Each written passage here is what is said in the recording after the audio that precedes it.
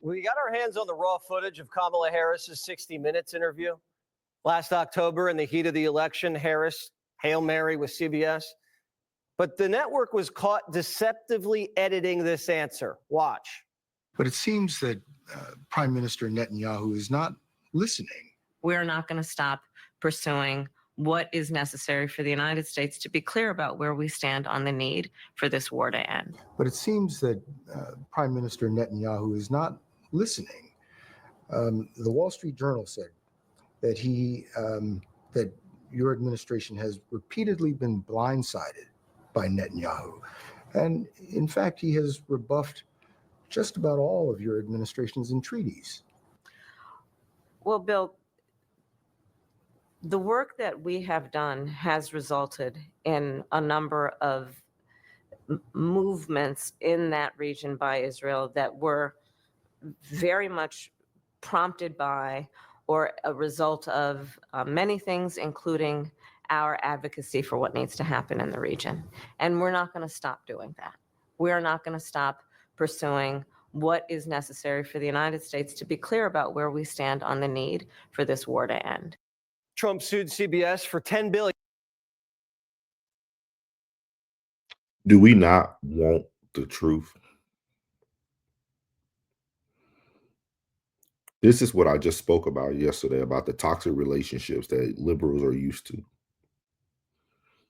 We are now seeing unedited footage of an interview that we all called BS when it came out anyway. Even President Trump tweeted, hey, or put it out on X that, hey, this is all BS. This is all made up. This is edited. And now when I post it on my social media, people saying, oh, yeah, we don't care about that.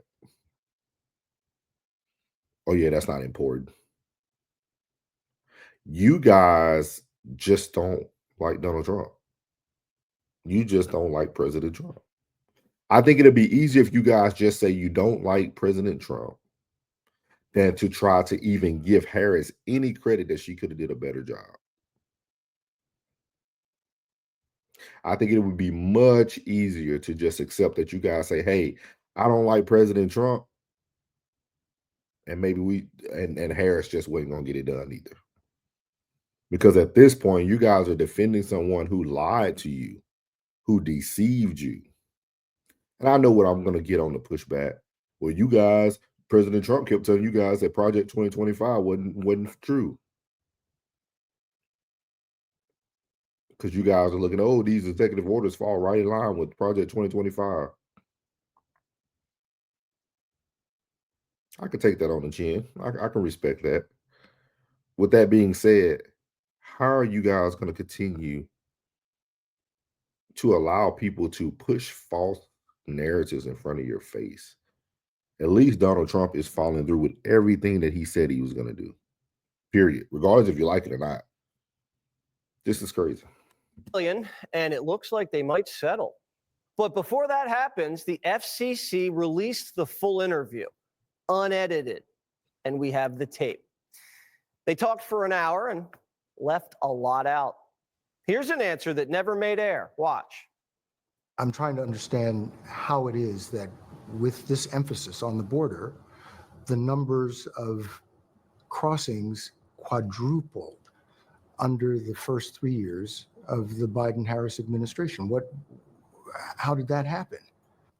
There are a variety of factors that relate to what we have seen globally and what we are not immune from at our own border in terms of what we have seen in terms of surge of immigration and irregular migration. And there are solutions at hand, but we've got to have leaders who are solution oriented, which we've been and are. CBS also cut out their host pressing Kamala on. So she says at first they need leaders who can do this correctly. You were in there for 4 years, so I guess you guys weren't the leaders. But then you kind of backpedal to say, which we is and we are. This lady doesn't know her right foot from her left foot. On how she's going to pay for all of her giveaways. If all of this makes so much sense, why has this not been done? You're dealing with a Congress that is divided, that many are in opposition to not only you, but your policies. So how are you going to make this Bill, come true? if I approached my life as though, well, it's never been done before, therefore it cannot be done, I wouldn't be sitting here in this interview with you. That's the truth. Then 60 Minutes tossed Kamala a big fat softball, and she swung and missed. The most basic of questions. Why do you want to be president of the United States? There are many reasons, but probably first and foremost, I truly believe in the promise of America. I do. And I love the American people. You know, we are a people who have ambition and aspirations and dreams and optimism and hope. That's why you want to run. That's why you want to be. That's why I'm president. running. That and some other reasons. But you're asking the American people to make you the most powerful person on the planet. Mhm. Why do you deserve the American people's votes? Well, first of all, I have a career and a history of being very clear that I think of my role of leadership, and in particular now for the last 4 years as vice president and moving forward as president, if the voters will have me, as being a leader on behalf of all Americans.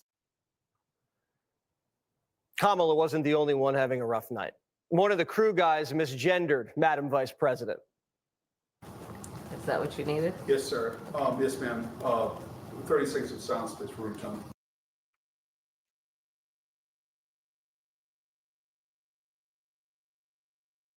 So why did she want to be president of the United States?